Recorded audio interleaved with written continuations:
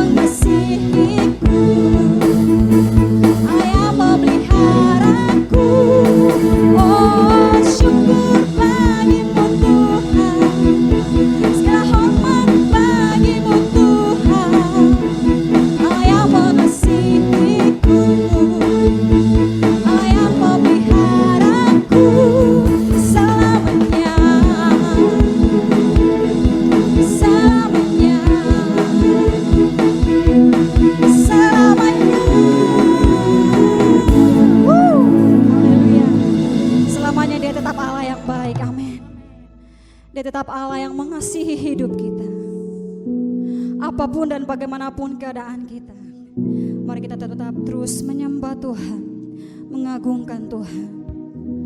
Karena tidak ada Allah yang seperti Allah kita, yang senantiasa memelihara, senantiasa menolong setiap hidup kita. Terima kasih Tuhan. Terima kasih Yesus. Terima kasih Roh Kudus.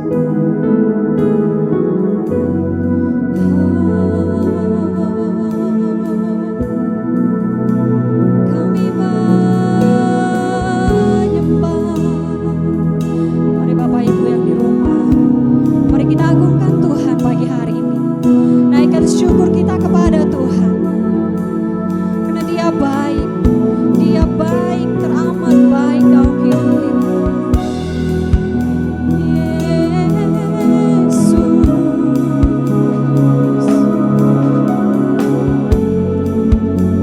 Engkau baik, Kau sungguh baik.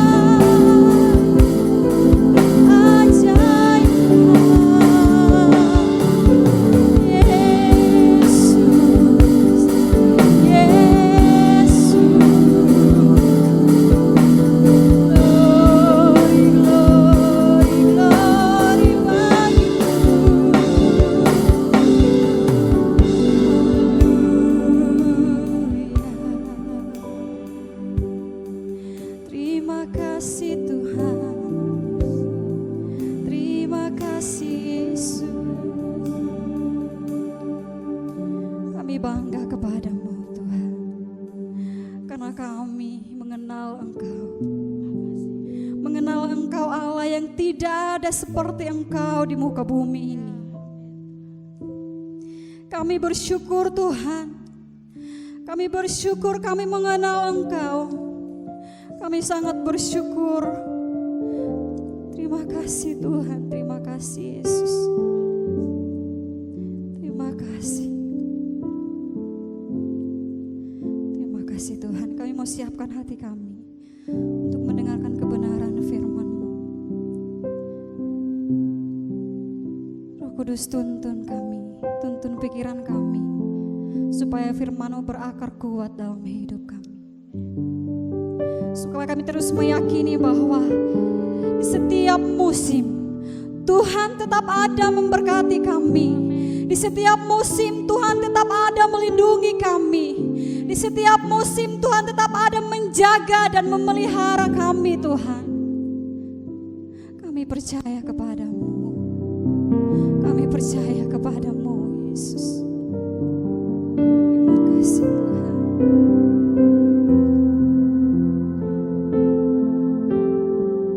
Terima kasih Yesus.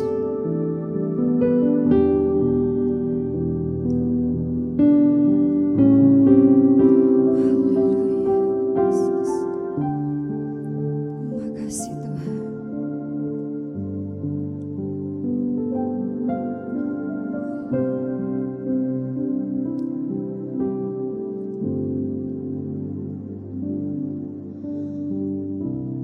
Makasih Tuhan.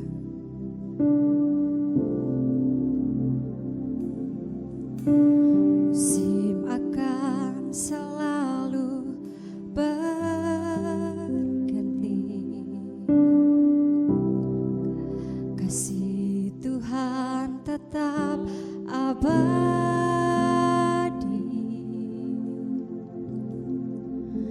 Tak akan berubah sampai selamanya. Ku tetap percaya.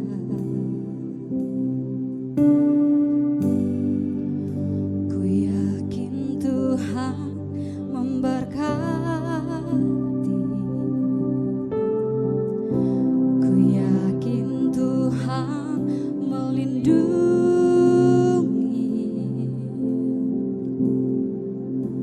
Burung di udara Tuhan pelihara karena kasih-Nya.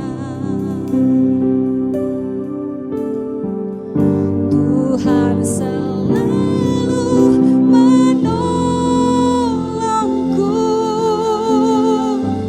selalu menjagaku.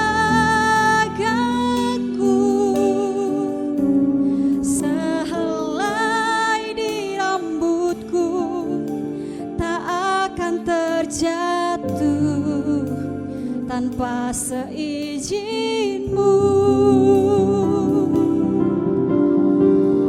Tuhan selalu menolongku, selalu menjagaku. Ia mengenyangkanku dan peliharaku seumur hidupku.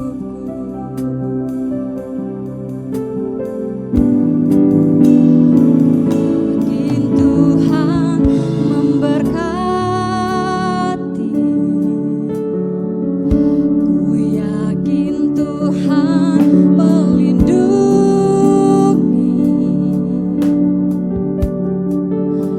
Burung di udara Tuhan pelihara karena kasih-Nya. Tuhan selalu menolongku. Tuhan selalu menolongku, selalu menjagaku. Sehelai di rambutku tak akan terjatuh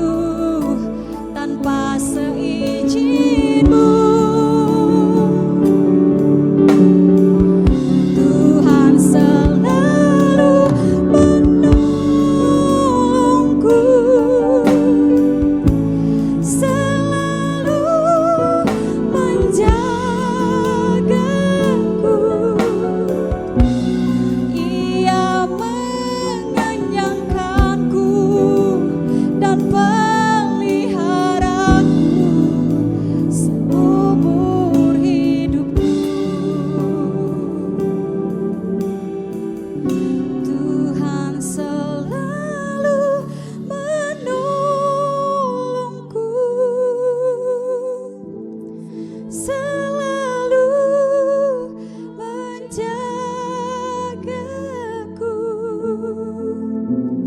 Sehelai di rambutku tak akan terjatuh tanpa seizin-Mu. Tuhan selalu menolongku, selalu menjagaku. Ia mengenyangkanku dan peliharaku seumur hidupku.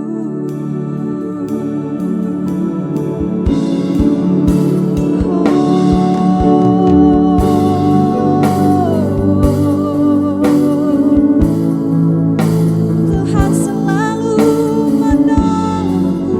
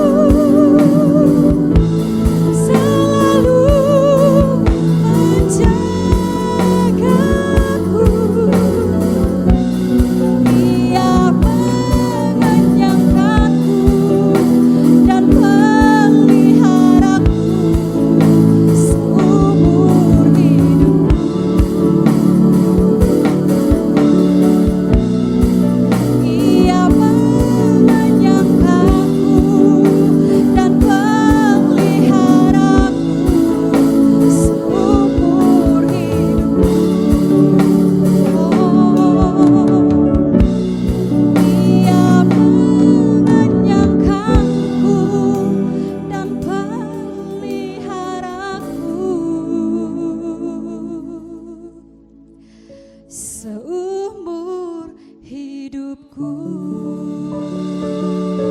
Haleluya, berikan kemuliaan bagi Tuhan. Terima kasih Tuhan. Terima kasih Yesus. Terima kasih Bapak.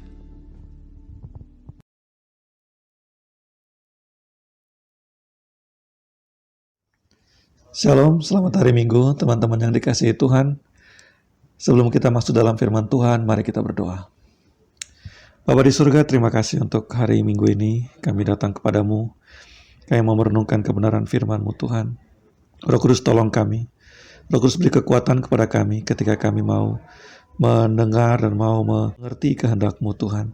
Sehingga ketika kami mendengar, kami diberi pengertian dan juga diberi kekuatan untuk bisa melakukannya dalam hidup kami. Terima kasih Tuhan. Dalam nama Yesus, haleluya. Amin. Teman-teman yang dikasihi Tuhan, hari ini kita sudah masuk dalam Minggu Sengsara, Lent.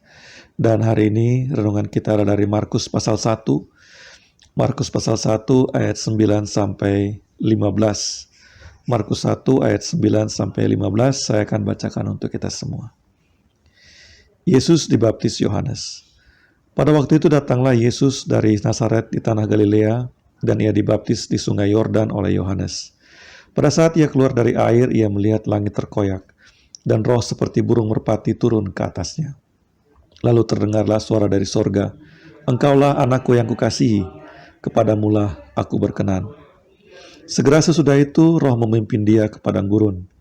Di padang gurun ia tinggal 40 hari lamanya, dicobai oleh iblis. Ia berada di sana di antara binatang-binatang liar, dan malaikat-malaikat melayani dia. Sesudah Yohanes ditangkap, datanglah Yesus ke Galilea memberitakan Injil Allah.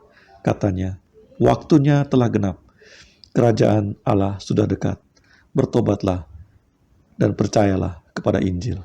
Haleluya. Teman-teman yang dikasihi Tuhan, Yesus memulai pelayanannya digambarkan oleh Markus pasal 1. Yesus memulai pelayanannya, dia dibaptis oleh Yohanes Pembaptis di Sungai Yordan. Markus 1 ayat 9 dan 11 ada beberapa detail yang saya mau ajak kita untuk merenungkan karena saya rasa penting bagi kita. Dikatakan pada waktu itu Yesus datang dari Nazaret. Pada waktu itu datanglah Yesus dari Nazaret di tanah Galilea. Ini adalah awal Markus menjelaskan tentang pelayanan Yesus dan siapa Yesus. Dan Nazaret dari Galilea adalah tempat yang antah berantah dari Galilea. Itu bukan tempat asal nabi-nabi. Itu bukan tempat yang merupakan pusat spiritualitas orang Yahudi. Itu sama sekali bukan tempat yang menyeratkan suatu hal yang religius atau rohani. Bahkan ada yang mengatakan Nazaret itu bukan tempat asal orang-orang baik. Tapi penulis Injil Markus menyebutkan datanglah Yesus dari Nazaret di Galilea. Dari tempat yang gak ada yang tahu tempat seperti apa itu secara rohani, rekam jejak kota itu untuk menghasilkan orang-orang rohani tidak ada sama sekali. Tapi datanglah Yesus dari Nazaret di Galilea. Datang kemana? Dia datang ke Yohanes Pembaptis di Sungai Yordan. Dan baptisan Yesus merupakan konfirmasi siapa Yesus yang akan memulai pelayanannya. Kalau kita baca, Yesus dibaptis oleh Yohanes dan kemudian dari air. Ketika dia keluar dari air, apa yang dia lihat? Dia melihat langit terbuka. Yang dipakai oleh Markus, langit terkoyak. Langit terkoyak seperti dipaksa terbuka. Dan roh seperti burung merpati turun ke atasnya. Dan dari surga terdengar suara, "Engkaulah anakku yang kukasihi, kepadamulah aku berkenan." Memasuki minggu-minggu sengsara, kita mau merenungkan keselamatan yang kita terima oleh kasih karunia Allah karena Yesus Kristus datang kepada kita. Dan di minggu pertama, minggu sengsara ini, kita perlu mengingat siapa dia yang datang untuk mati di kayu salib bagi kita. Kita perlu renungkan kembali siapa dia. Dia adalah Yesus, anak Allah yang dikasihi, yang kepadanya Allah berkenan. Tapi dia bukan hanya itu. Dia adalah Yesus, anak Allah yang dikasihi, yang diam di tengah-tengah manusia. Dia lahir dari anak darah Maria. Dia dibesarkan di kota bernama Nazaret di Galilea. Kota yang tidak banyak orang yang tahu. Kota yang bahkan sampai Nathanael bilang ketika dipanggil untuk menjadi murid, Nathanael bilang, memang ada yang baik datang dari Nazaret. Kota yang seperti itu dia berdiam. Dari kota yang seperti itu dia dibesarkan. Dan dia sampai kemudian dia mendapat sebutan The Nazarene, orang Nazaret, Yesus dari Nazaret.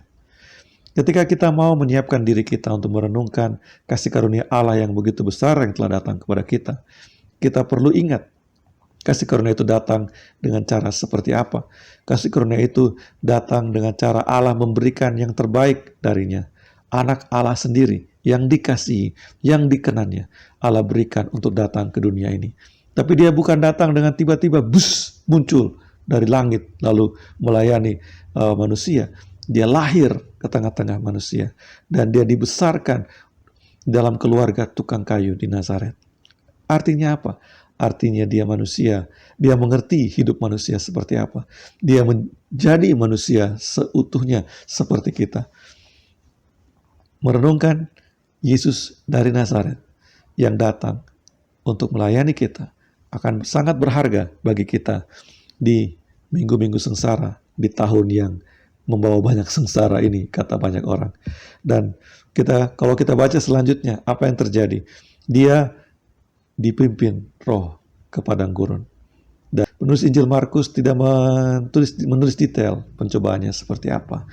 Markus hanya mencatat 40 hari lamanya dia dicobai oleh iblis. Ia berada di sana antara binatang-binatang liar dan malaikat-malaikat melayani dia. Di padang gurun bersama binatang-binatang liar, dicobai oleh iblis. Selama 40 hari lamanya, Markus mau menunjukkan kepada kita, setelah Yesus diurapi, dibaptis, dikonfirmasi bahwa dia adalah dia yang diurapi dari Allah, dan dia yang langkah berikutnya adalah dia mengalami pencobaan. 40 hari, di Injil yang lain dikatakan dia berpuasa 40 hari dan dicobai 3 kali.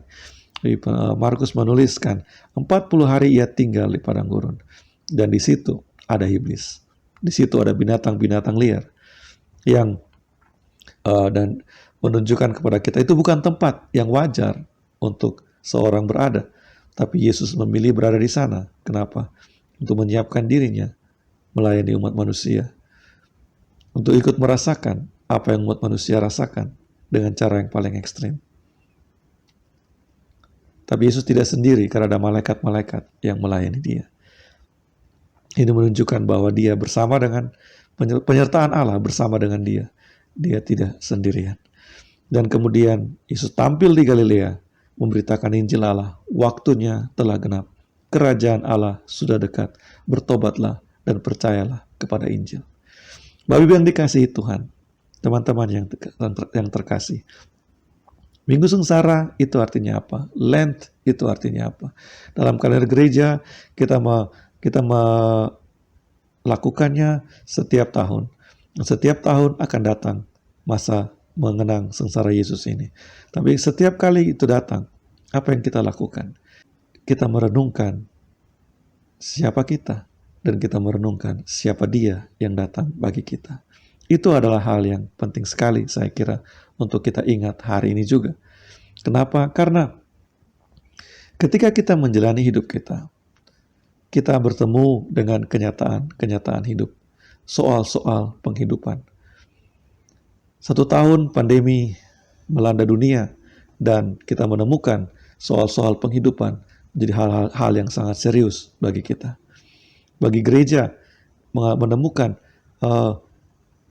perubahan yang luar biasa ini membuat gereja harus pandai-pandai menyiasatinya dan mencoba untuk bertahan dalam keadaan yang seperti ini. Bertahan dalam keadaan seperti ini dengan cara bagaimana? Secara fisik kondisinya berubah. Secara fisik kita nggak bisa bertemu dengan leluasa. Secara fisik kita nggak bisa melakukan pelayanan-pelayanan dengan leluasa seperti sebelum pandemi. Lalu bagaimana? Kita harus berjuang lebih keras untuk melakukan pelayanan. Kita harus berjuang lebih ekstra untuk bisa melayani, bahkan untuk melayani hari Minggu. Kita harus belajar hal-hal yang baru. Kita harus melakukan hal-hal yang baru. Kita harus melakukan hal-hal yang lebih berat daripada yang sebelumnya kita biasa lakukan. Dan kemudian 1 tahun berlalu ini kita melihat beberapa ada yang kemudian lempar handuk. Ini terlalu berat.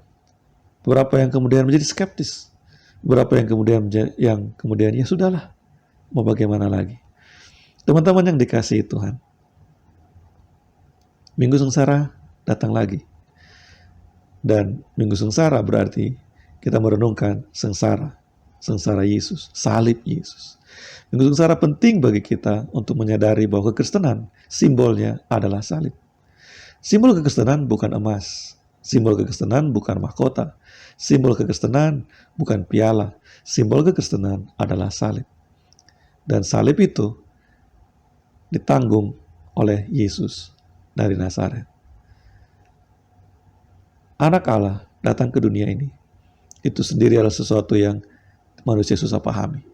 Anak Allah datang ke dunia ini dan hidup sebagai manusia, dan melepaskan keilahiannya, dan hidup sebagai manusia, dibesarkan di kota yang biasa, bukan kota yang istimewa dikelilingi oleh para rahib dan imam dan setiap hari hanya pekerjaannya baca kitab suci dan berdoa.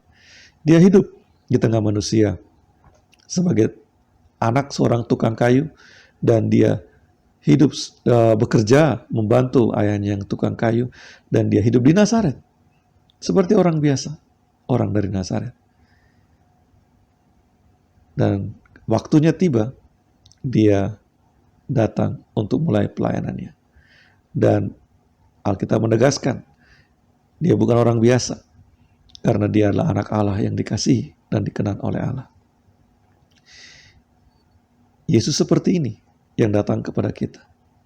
Yesus seperti ini yang menanggung salib bagi kita. Artinya, salib Yesus bukan sesuatu yang main-main. Salib Yesus bukan sesuatu yang gampang dilalui. Pelayanan Yesus bukan sesuatu yang gampang dilalui olehnya. Karena di situ ada pengorbanan yang besar. Paulus mengatakan dia mengosongkan dirinya dan mengambil rupa seorang hamba. Yesus mengosongkan diri dan mengambil rupa seorang hamba. Ada pengorbanan yang besar. Pengorbanan Yesus bukan hanya ketika dia dipaku di kayu salib. Memang itu begitu mengerikan dan menyakitkan. Tapi dengan datang ke dunia ini, dia telah memberi dirinya untuk berkorban demi kita. Dan hari ini, kita sebagai pengikut Kristus mengenang masa-masa sengsara Yesus, mengenang hidup Yesus di tengah manusia. Apa yang kita kenang? Apa yang kita merenungkan? Apa yang kita mau dapatkan dari perenungan dan kenangan itu? Kita perlu merenungkan dan mengenang ini. Salib, itulah jalan kita, teman-teman. Ya, ketika kita memilih Kristus, itu artinya kita mengenakan salibnya. Ketika kita memilih Kristus, itu artinya kita sepakat dengan jalan salibnya. Kalau hari-hari ini untuk bersekutu kepada Tuhan, kita harus melakukan sesuatu yang ekstra. Itu wajar sekali, teman-teman. Kalau ada orang Kristen yang mengeluh karena keadaannya berbeda, maka orang itu harus datang kepada Yesus yang datang ke dunia ini untuk memikul salib baginya. Kalau ada orang Kristen yang menolak untuk repot, gara-gara pandemi repot, pelayanan repot, ibadah aja repot, ya ngapain? Kalau seperti itu, engkau tidak mengerti kekristenan itu apa. Kekristenan artinya Allah rela repot demi umat manusia. Kekristenan adalah Allah rela berkorban demi umat manusia. Oleh karena itu, orang Kristen adalah orang-orang yang rela repot. Untuk apa? Untuk menghidupi teladan Kristus dalam hidupnya. Untuk beribadah kepada Allah. Untuk datang kepada Allah yang mengasihi kita dengan begitu besar. Kita rela repot. Untuk bisa bersekutu dengan Dia, kita rela repot. Untuk beribadah kepadanya, untuk melayani umatnya, kita rela repot. Dan belajar lebih banyak. Kita perlu bekerja lebih keras daripada biasanya. Karena ini adalah waktunya kita bekerja lebih keras daripada biasanya. Kita perlu belajar lebih tekun daripada biasanya. Tapi jangan khawatir, jangan takut.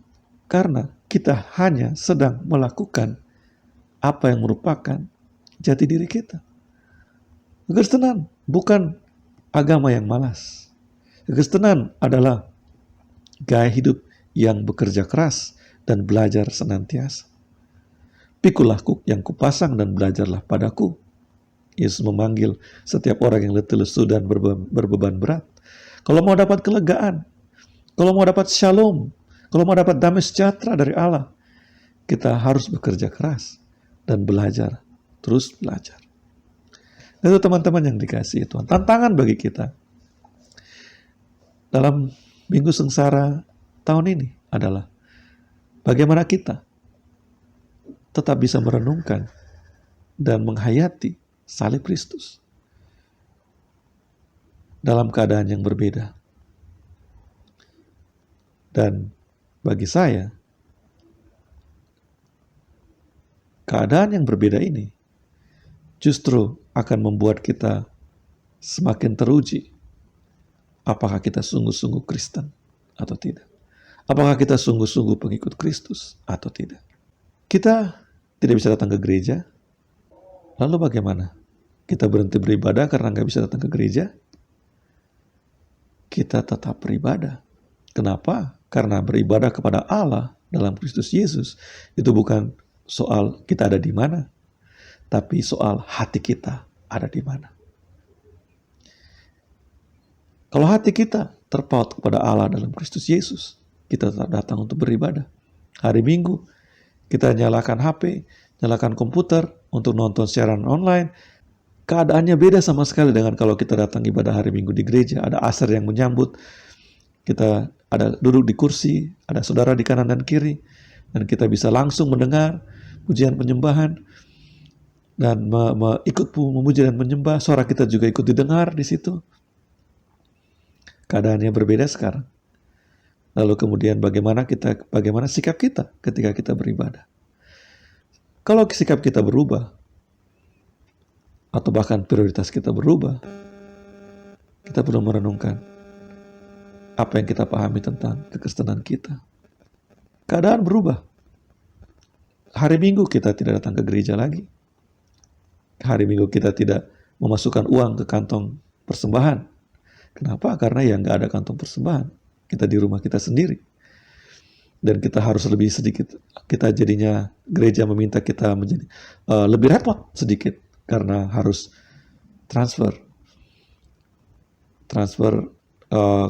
lewat mobile banking, internet banking, atau harus ke ATM untuk membuat transfer. Repot. Bapak yang dikasihi Tuhan. Kekristenan adalah salib Kristus. Kristus, tadi saya katakan, Allah rela repot demi kita.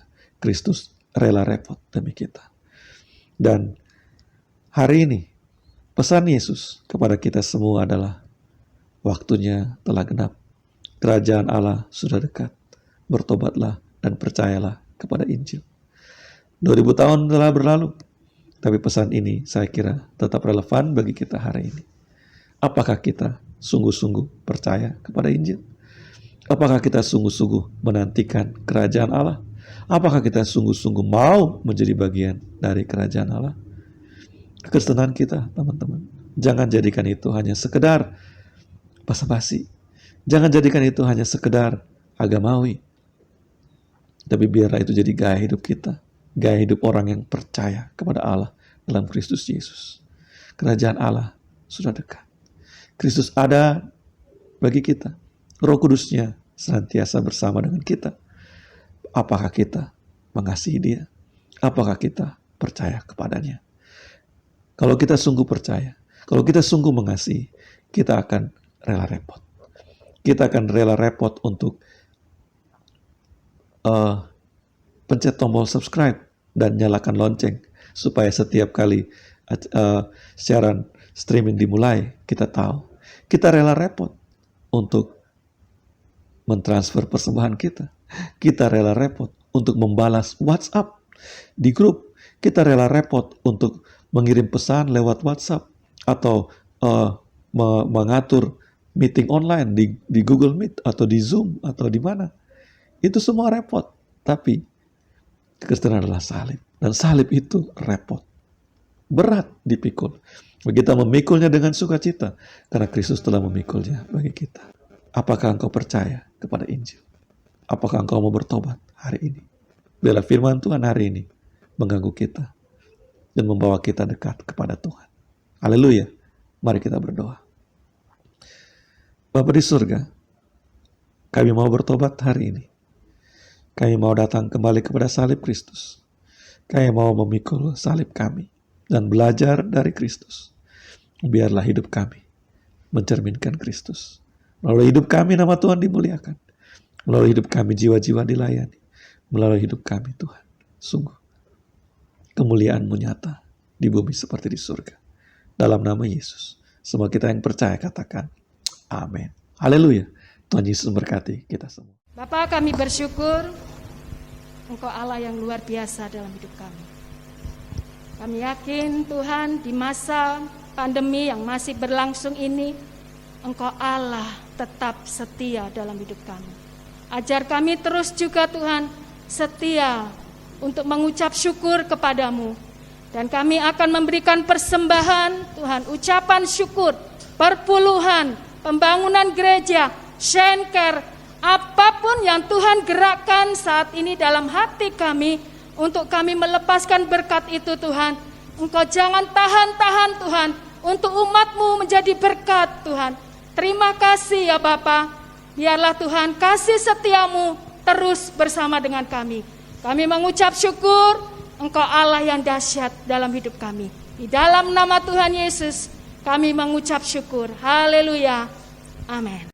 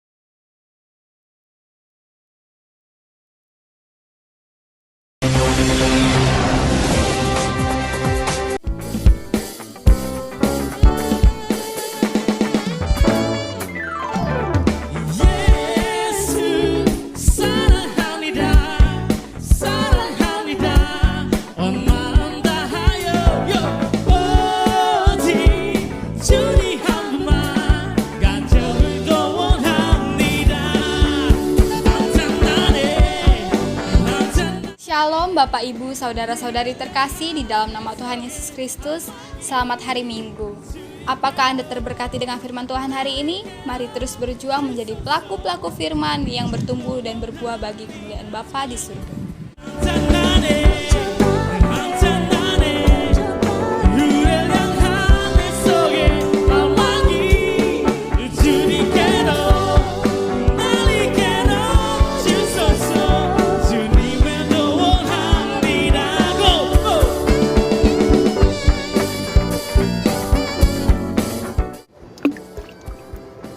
Shen Jogja masih beribadah secara online dengan live streaming via YouTube, Twitter, dan Facebook. Dapatkan jadwal Shen Kids, Bible Study, dan doa melalui grup WhatsApp Shen Jogja Community. Persembahan untuk gereja dapat ditransfer ke rekening gereja di BRI, BCA, atau via PayPal Shen Jogja. Tuhan Yesus memberkati.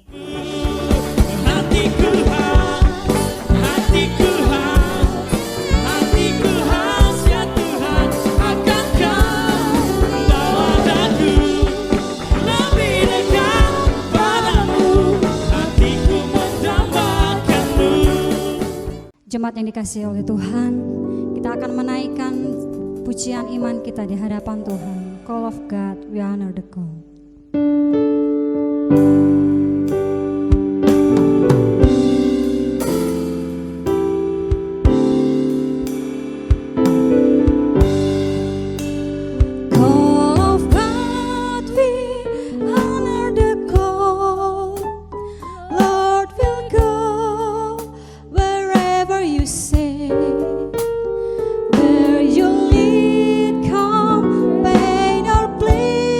Lord.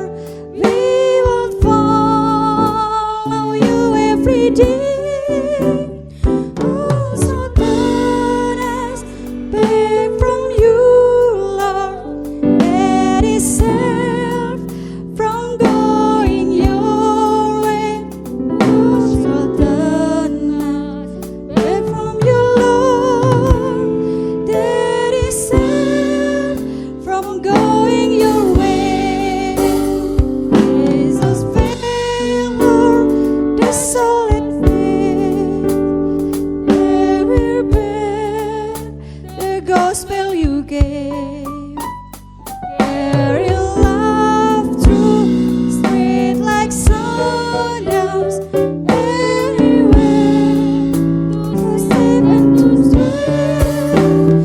All I need is love to be Lord in the joy of being your slave or agree accept to be Lord in the joy of being your slave.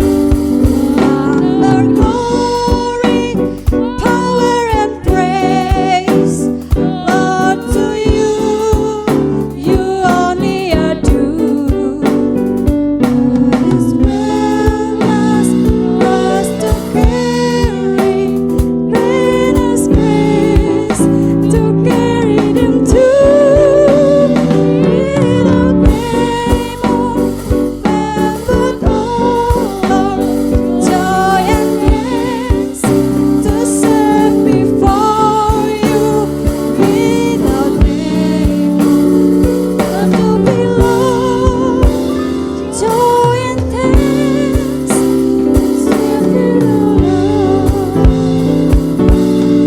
Amen.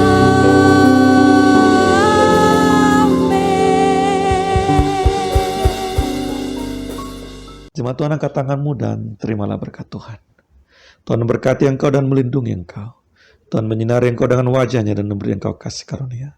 Tuhan menghadapkan wajahnya kepadamu dan memberi engkau damai sejahtera. Damai sejahtera Allah Bapa di tempat yang maha tinggi. Damai sejahtera yang melampaui segala akal manusia. Kasih yang sempurna dalam Kristus Yesus. Dan pertolongan dari Roh Kudus yang tidak putus-putusnya.